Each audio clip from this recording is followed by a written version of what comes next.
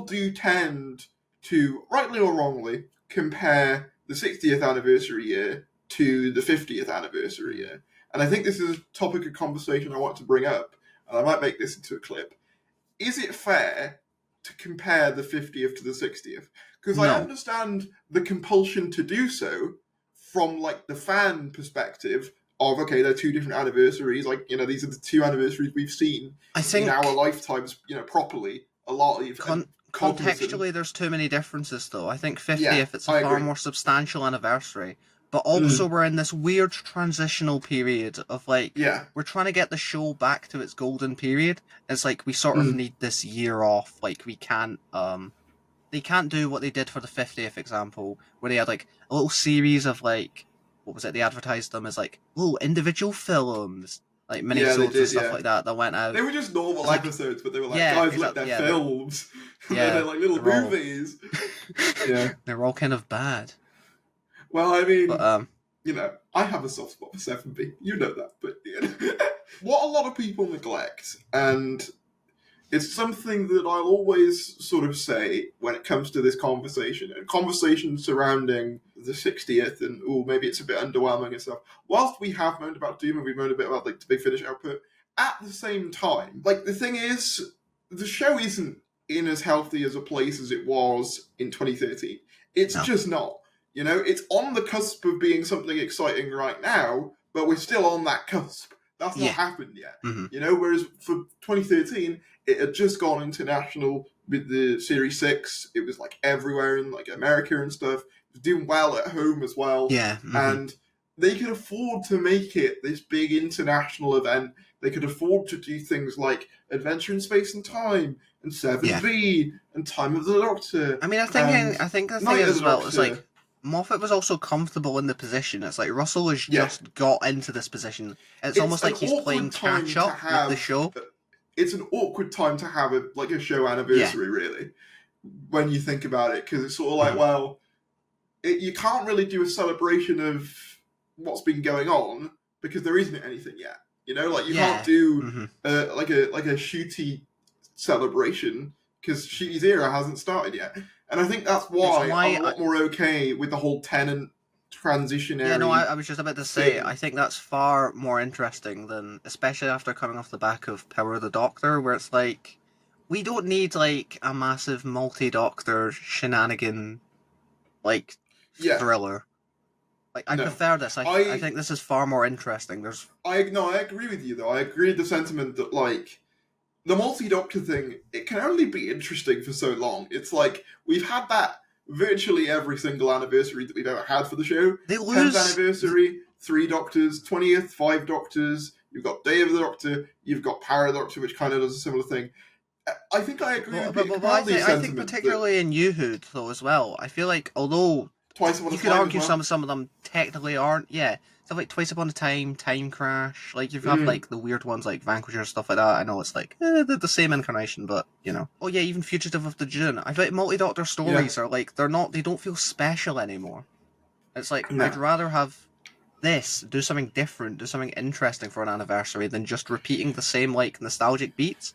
Because as fun as it is seeing, like, your Doctors interact, it's like, if you can't do anything new with the idea, then there isn't really much point of doing it. Capaldi doesn't want to come back. Eccleston isn't coming back, let's be honest. So you run the risk of just having, like, Matt Smith and David Tennant again. That's like, which is you sort of already have that. And how does that really elevate the Donna storyline as well? I feel like it'd be a detractor more than anything. How does that transition into the future better than this?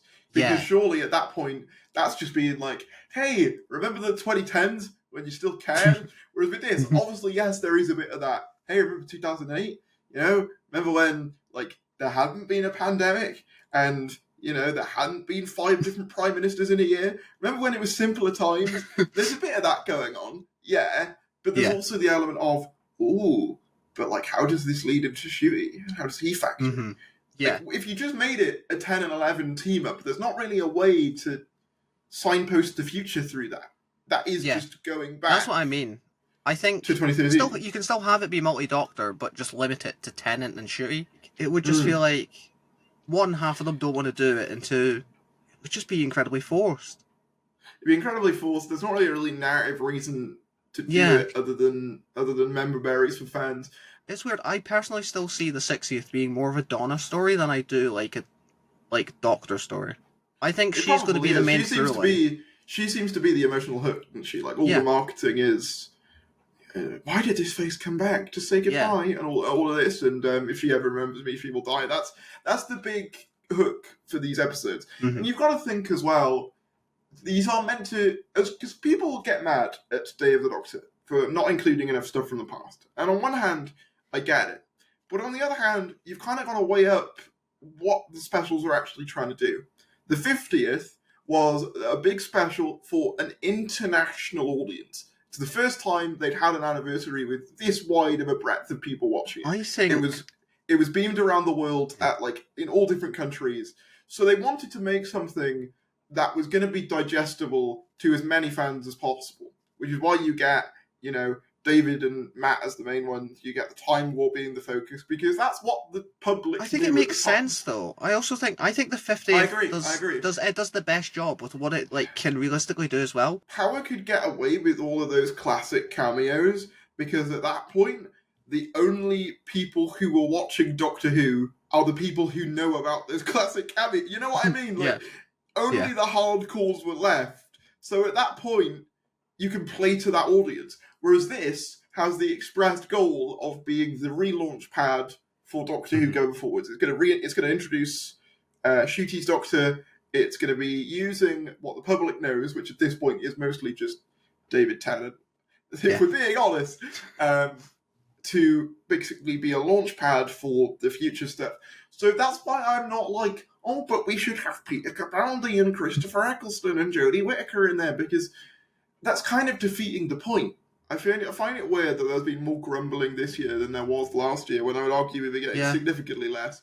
However, maybe a part of that is expectation of it being the 60th year, so people expect the 50th in terms of stuff, when that was never really going to be a thing. It's just what we said earlier. It's just the weird, we're in this weird transitional period at the minute. They can't do what they did for the 50th, we can't get this stuff. The only thing I would would be some more documentaries. Nothing expensive, nothing too lavish. I'd just like a couple of documentaries. Doesn't need to be anything special. I'd just like a couple of those. Other than that, I'm pretty happy. I'm not expecting Adventure in Space and Time 2. I'm not expecting Night of the Doctor 2. You know what I mean? I'm not expecting these big extra things, because the show's just in its reviving stage. And people forget as well, when we had the Eurovision trailer, we also had the Glitch trailers, we've had casting announcements, we have had stuff. Oh yeah, we've been getting casting announcements every couple of months. Yeah, it just doesn't feel like a lot, because it's been so long without any content. Don't forget to click below to subscribe to the official Harry's YouTube channel.